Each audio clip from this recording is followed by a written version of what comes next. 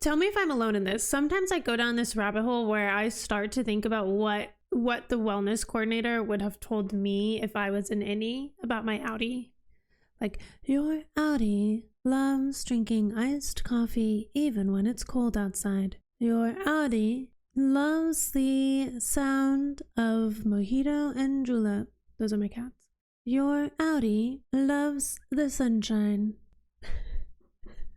Your outie once got a speeding ticket for blasting 90s pop music, and she couldn't hear the cop siren behind her, and he was very mad about it because he thought she was evading, and she was simply just having too much fun singing, I think it was Britney Spears. Because I remember seeing, before I knew what Severance was, before I knew what an innie and an outie was, I remember seeing people say, like, make those jokes, like, you're innie, you're outie, and the more I watch, the more I always think about what my innie would like hearing about my outie. Or whatever, right? Okay, now it's time to overthink. Actually, it's not really overthink. I don't have an abundance of theories right now. I don't have an abundance of wormholes that I'm going down. I don't know if it's just the nature of the first couple of episodes, or maybe it's just the difference in the season, or maybe it's just that the world has plateaued in newness, not plateaued in experience or enjoyment of the show, right? But there's not as much like new things happening in the world. So I feel like my theories there's still some of my theories are still my theories, but like I'm not having as many new things pop up for me. I will say some things that kind of, I think, just give me the heebie-jeebies are that we never hear the board speak. And also that we did hear the board speak that once, but the way that Natalie speaks is starting to feel like AI, like the words that she's using, the cadence of her voice, it's all very sterile. And I don't like it. I do want to know what the entire Kier cycle is. Also, I will say, I literally just posted season 2, episode 2, and there was a comment on it, and I want to address this real quick, because when I saw those, not that I think it was egregious or anything, but just to clarify in case anyone wonders, when I saw those first, the art that Milchek was given, I didn't, and this is probably wrong, I didn't first clock it as blackface. I was interpreting it through a lens of them replacing Kier with Milchek, if that makes sense. Like, not Kier being put in blackface to be similar to Milchek, but I thought that they were doing a full-on manipulation of like, see, you are pretty much Kier, which I guess is kind of what they were doing, but like blackface. So that has me like thinking a little bit differently, not really truly a lot differently about that situation, but it has me going, oh yeah, that is, when I look at it through that lens, it takes on even a worse it gave me kind of a bad feeling, because I just thought of like it was just simple manipulation, but racism is not manipulation. Racism is it's racism. It's not just anything. Something that did come to mind is that when Irv was talking to the woman in O&D, he made a comment about, sorry it's been so long, but it's only been a couple of days, and the other innies would know that, wouldn't they? Like, they have an understanding of how many days go by, so they would know it hadn't been 5 months. But more than anything, how scared the goat department was of being killed, that is haunting. Like, how scared everyone is haunting. Of course, they don't really know if, you know, they know good and bad in the context of Lumen telling them what is good and bad. They know what a punishment is because that's what Lumen says is a punishment. Obviously, I'm sure it makes them feel bad, but like the break room always took me by surprise because it's very manipulative and it is harrowing, but I was expecting them to be getting beaten, not having to say something over and over and over again. And when you put those things next to each other, it's like, oh, well, that's not that. My first reaction was like, oh, that's not that bad. And I've kind of had to be like, no, it is. Like, it's not good, right? And just because it's not as bad as something else doesn't mean it's not bad.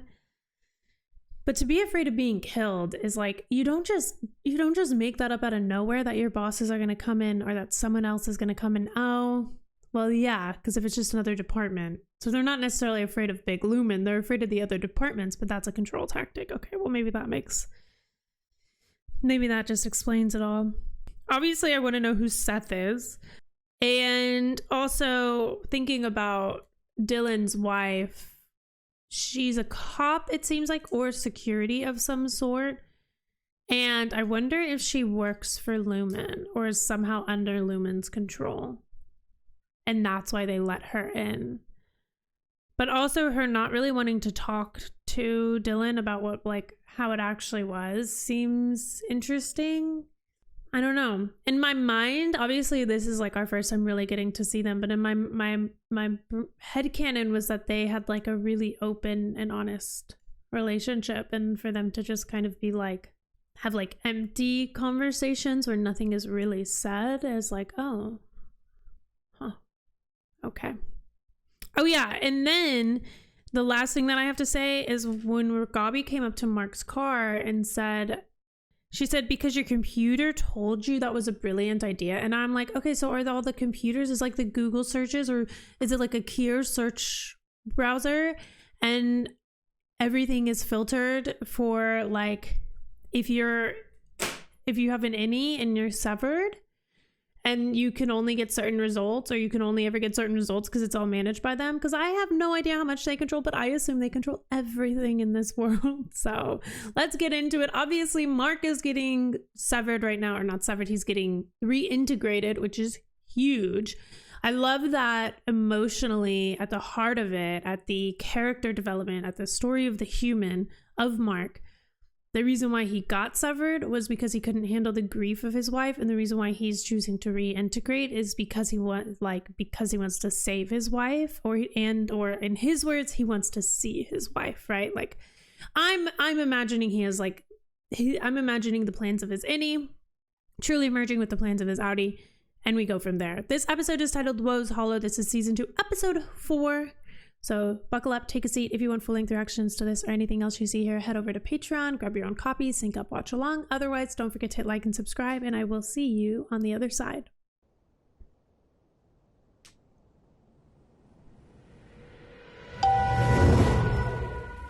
Hello, Irving. Did you take a trip to Russia?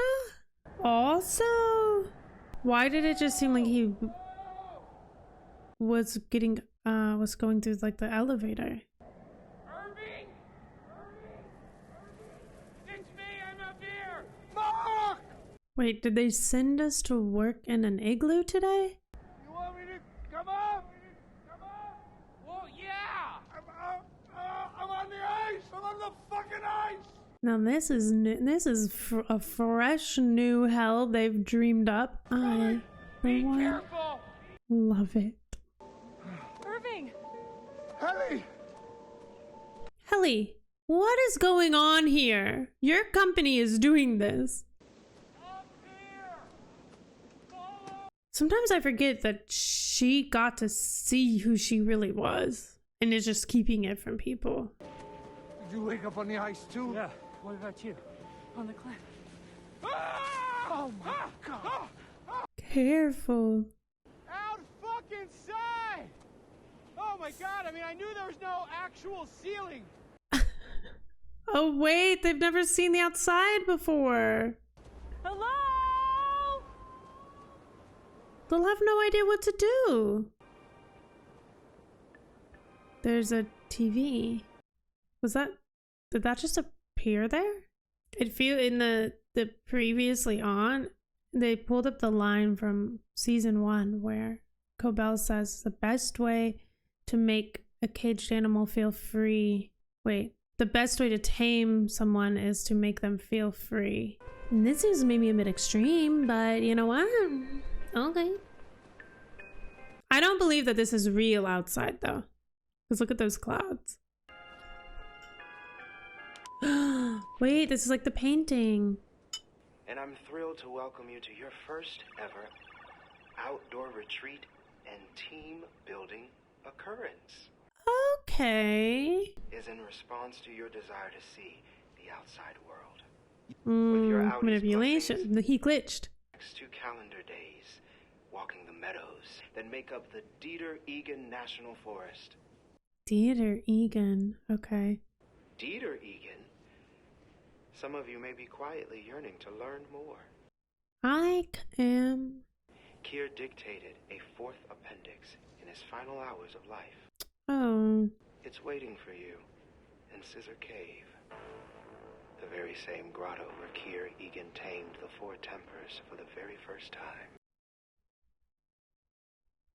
Stray not from Keir's path, lest you roil nature's wrath. Milchek, you are scary. Happy fortunes, MDR. Happy fortunes is giving may the odds be ever in your favor. Happy fortunes. What the fuck is that? Great question. Looks like Mark. Oh, stray not from the path. Milchik said there'd be help along the way. I wouldn't trust a word out of that mountebank's mouth, not even televisually. Televisually is a big word, Irving. But I don't trust what he says, but I don't trust that there's good things off of the path for us either. Miss Casey? Is that Miss Casey or Helly? I can't see. Chapter 1. I was not born into this world alone. The lodgings of my mother's womb I shared with another, a twin brother who was called Dieter. Wait. In infancy, he was my bosom friend. My love for my twin unbalancing my judgment, I acceded and we ventured into the wood. And this isn't... To walk in the brother's footsteps. No, they would know if it was. I'm like, I know they're trying. He always crept like this, at this hour. Trying to translate Rickon's book. I had no choice but to listen as he spilt his lineage upon the soil. Spilt his... what? Oh. No, that's so creepy. The way they slowly raise their arm. And what is it? Like a hologram? Or...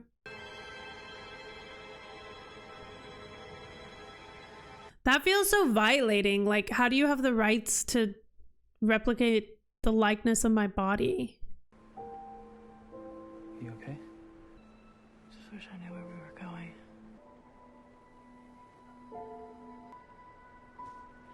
What, Irving? Don't... That's fine. I don't trust her. I think she might be lying about what her outie saw. Ooh, wow. Clocked it. It's clear you do not have an objective perspective due to your feelings for her. Oh my gosh, Irving. Well, you're not wrong.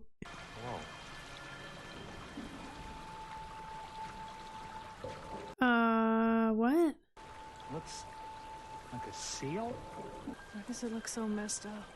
Maybe this is what dead things look like. Yeah, I don't know. We should eat it. We don't know if there's food waiting at the hollow. We don't even know where we are. This is exactly what they're trying to get you to do. We don't know anything. Irving, calm down. We all know you had a bad experience last time you were outside. Who said I had a bad experience? Whoa. What did you tell him, dumbass? Whoa, wait. Nothing. Secrets? What the fuck? Okay, we saw the conversation between Irving and Dylan. I think Mark is just noticing the same way Irving was taking note and bringing up things about Mark and Helly. That is so creepy. Why? Keir's twin was always with him. That's why we provided the very same for each of you. This is the tallest waterfall on the planet. Oh my god, and their outies are like their twins. Did he say the tallest waterfall on the planet? We're starving, Mr. Milchek. I thought the waterfall's grandeur would satiate you. I'm teasing, of course. Well, it's not a very good Lumen joke. will always protect and provide. So manipulative. These poor people. Miss Wong has been readying the grill, for which we brought in copious luxury meats. Right. The tents, as you can see, are MDR blue, and the outhouse is stocked with 4-ply washroom tissue. Lumen always provides. For your comfort and safety, torches, which can provide both a heat and a light source. It's beautiful. Are you okay, Mark? Were you like hypnotized? Made you a snow seal. Oh. Wait, that's cute. I feel silly for suggesting we eat that animal. You shouldn't feel silly. Suppose it sounded alarmist and paranoid. Not at all. What did you really see during the overtime contingency? Whoa, I appreciate that he just went straight to it. I told you. It won't change anything. Oh, it would change everything. Dieter lay unwashed in his bedroll. But at last, the thought tickling my mouth emerged. Lots of text in this one. Lots of Kier text. The holy Kier readings. When at last a sound came from him, it was a bewailing whimper. He believed, I suppose, that we be woodland poppers forever. I was looking at him when his eye came out. What? Driven by a sudden torrent of pus from his skull. What? Good heavens. Good heavens indeed. I turned from my gargling brother and walked to the pool of the hollow, where I knew the waterfall would drown out my brother's cries. Okay. And it was here that I first encountered the Temper Woe. Now let's get into it. A gaunt bride, half the height of a natural woman. Okay. You suffered his wantonness. Now he's no one's brother, only chaos's whore. Whoa. Is that how we're supposed to feel about our innies? Is that how you guys feel about the innies? Did his brother really die that way, Mr. Milchek? The handbook enriches our work with tales of the founder's life. Every word is truth. Right. Okay. That's not okay. He melted, right? He turned into the forest because he masturbated. I mean, seriously, that's actually the dumbest thing I've ever heard.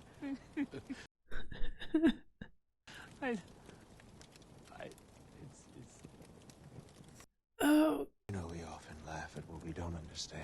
Okay. Yeah. Fair. True. But the story. Don't tell me that story's real. You're The insulting. team I thought I knew would have processed more thoughtfully.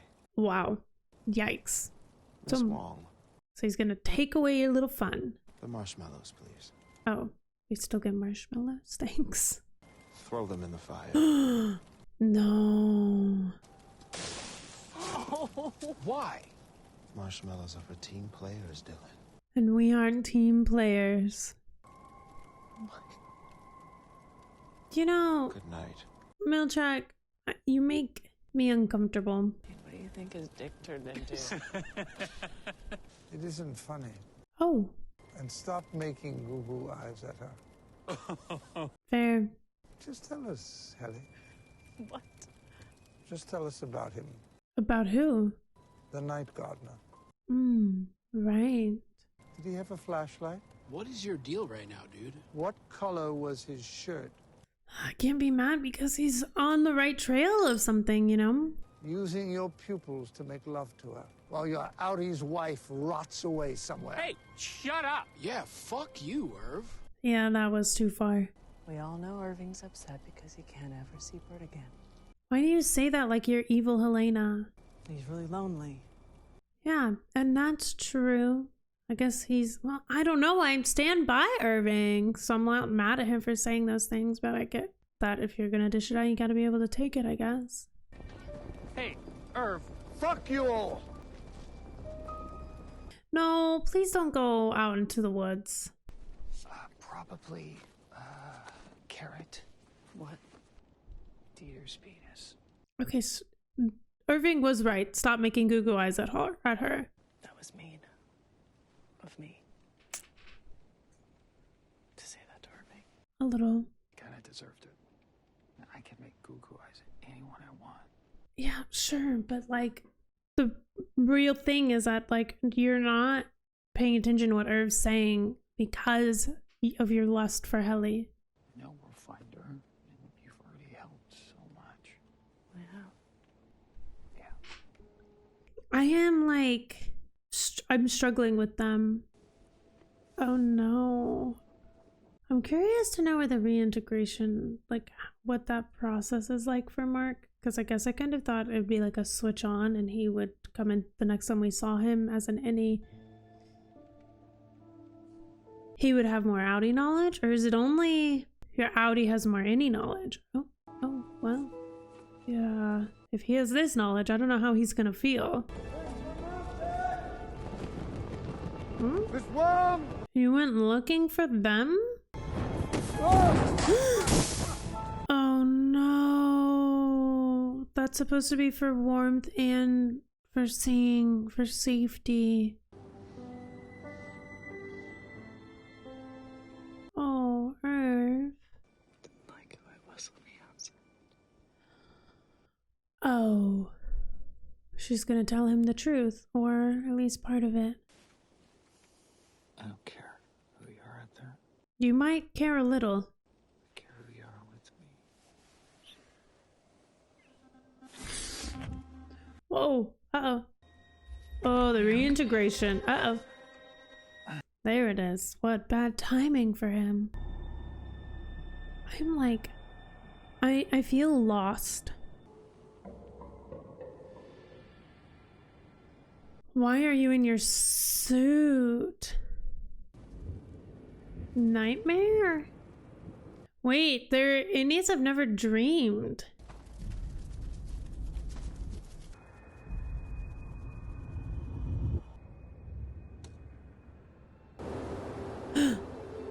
Oh, hello. I know this is just a dream, but that's somehow sexy and scary.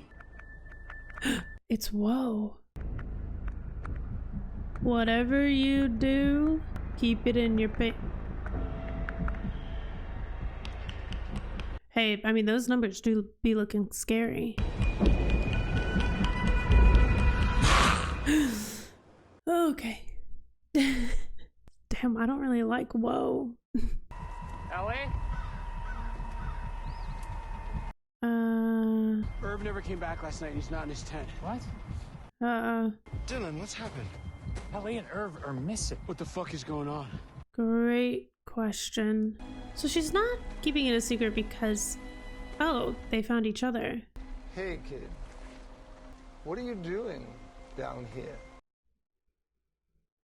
What are you doing down here? I slept outside. I almost froze to death. Okay. What you said to me last night, it was cruel. Why does he act like he knows Helly was something? never cruel. She is Helena. I'm right here. No, you're not. Wait. So if you're not her, who would have the power to send their outie to the Severance law? She's not answering. She's not saying anything. It is Helena.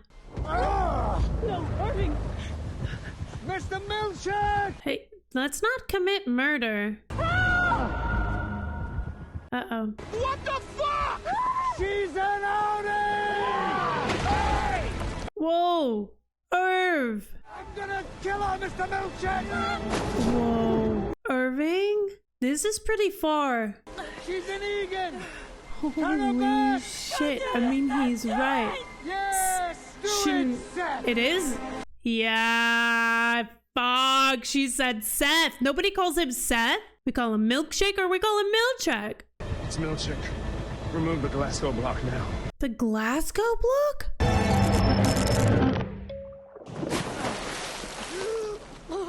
Oh, she was faking it. She had me fooled. She had me fooled. So she knows everything that Mark's trying to do. She went to the goat stuff. she did all of that as her outie? But then that raises so many questions. Irving B. Stand! What are you gonna do? Execute him? You have threatened collegial murder in the pond of Woe's Hollow. For this, there can be no penalty but immediate and permanent dismissal. Well, yeah. Your outie will be notified forthwith. Irv! I'm sorry! I should have listened! Oh, Dylan. It's all okay. Just remember, hang in there. What a weird final word. Hang in there. Turn around! Sorry, that was kind of hot. Wait, Helena slept with Mark, and she said I didn't like who I was out there? Wait, does she really think that, though? Does outie Helena think that? Or is she just playing the part? Walk into the forest.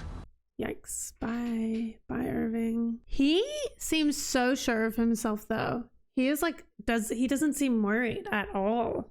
Your file, including any and all professional interactions and personal relations, will be purged and destroyed. It will be as if you, Irving B., never even existed. Yeah. You're telling me that you're murdering him.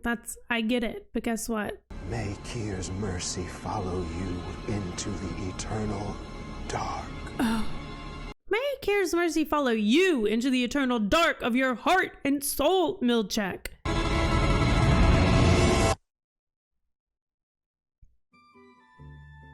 Holy cow. Oh man. Wait, the credits are black again. The biggest thing to me with this reveal is that I thought it. If you've been watching, then I thought it at one point. And I feel like maybe I even, in the last episode, I think I brought it up like 3 times and I edited it out at least twice. Because it got to a point where I just went, no, there's just no way. And I don't want to waste everyone's time by saying the same theory like 3 times and being wrong all 3 times. When I made like the definitive comment of like, eventually I made a definitive comment going, any thought that I had that was Helena is gone. And it was when she was talking to Irving. And so I'm really, really impressed with how they did that. And like, what a feat for this actress to have been able to convince us, or at least convince me, that she was Helly and not Helena, because the characters are different. And I think that's one of the interesting things about this show is like, what is it that carries over, that stays the same, and what doesn't stay the same? I noticed with Helena, I was expecting her to hold herself a little differently, like a little taller, a little more corporate, a little more professional, like, but she's still like Helly.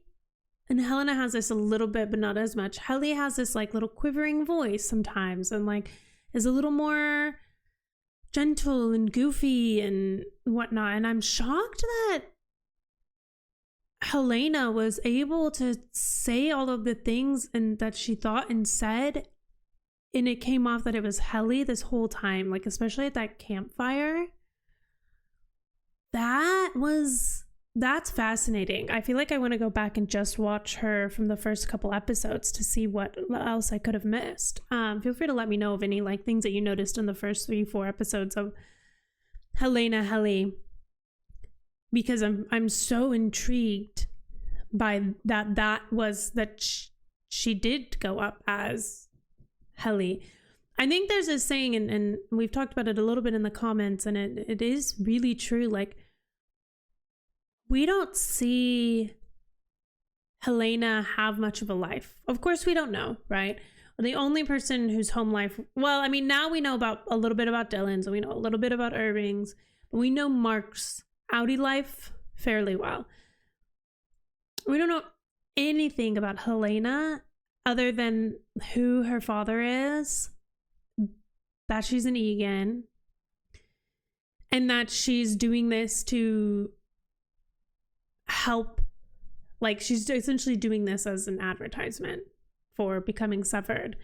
So, you know, I only can presume that when she saw herself having these relationships in this life as an innie, that she was maybe a little jealous and wanted that for herself, but also like, I feel like having her go in as who she really is was a great way for them to keep control of the situation.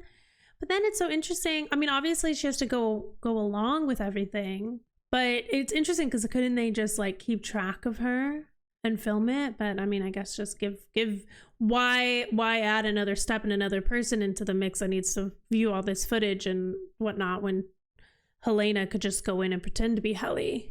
I'm glad that that's what's happening because I think it makes sense and it adds a twist here, but I have no idea. And that's what I love about this show is things like this will happen and I'll be like, I have no idea how these people will keep coming back to the office and how they'll have any control over them. And maybe that's the point. It's like they're losing control.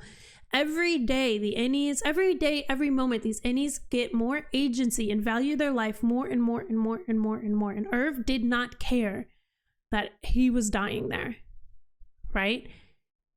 Like, and it's kind of really sad, actually, that he essentially committed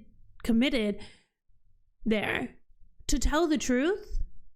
But he also, like, he's just not, now that Bert's not there, he's just not invested in being there. And that's so sad because it's like, you know about the hallway, but now the O&D lady knows about the hallway. And Dylan knows about the hallway. Irv never wanted to be here. Irv did not want to be in this office. I don't know how they got Irv to stay, but Irv did not want to come back. Irv did not want to be here without Bert. So this feels right for these characters. It feels like poetry. It feels correct. I'm only hoping that they don't like murder outie Irv as well. So only time will tell, but a great episode. I'm kind of really hoping that I have more to talk about at the beginning of next episode. I haven't had a lot in the past few, and I don't know if that's just the start of the season or, like I said at the beginning of this, if I just don't have like a lot of new things popping up, so things just feel plateaued in a way of theory making, not in terms of enjoyment or like greatness of the show. But there was a lot of like Keir philosophy, and that philosophy stuff is always really, really, really, really interesting to me because philosophy is really, really interesting to me. But it's really nice to like go overly philosophical about something that's not like, you can link it up to real life and like be like, oh, that's interesting, but it's not as serious as like going philosophical mode in like in real life and like my life and like the current state of the world, you know, because that is like, I've done that in the past and then I get lost in the philosophy of things and I get out of the moment of living. So I don't want to do that, but shows like this are the reason why I really like this show, is because it like allows me to kind of do that without harming my enjoyment of actually living, you know? So I will see you for season 2, episode 5. Comments. I love talking to you guys in the comments. As always, full links are over on Patreon. If you want to watch that, you need your own copy to sync up and watch along, and I'll see you in the next one. Bye, guys.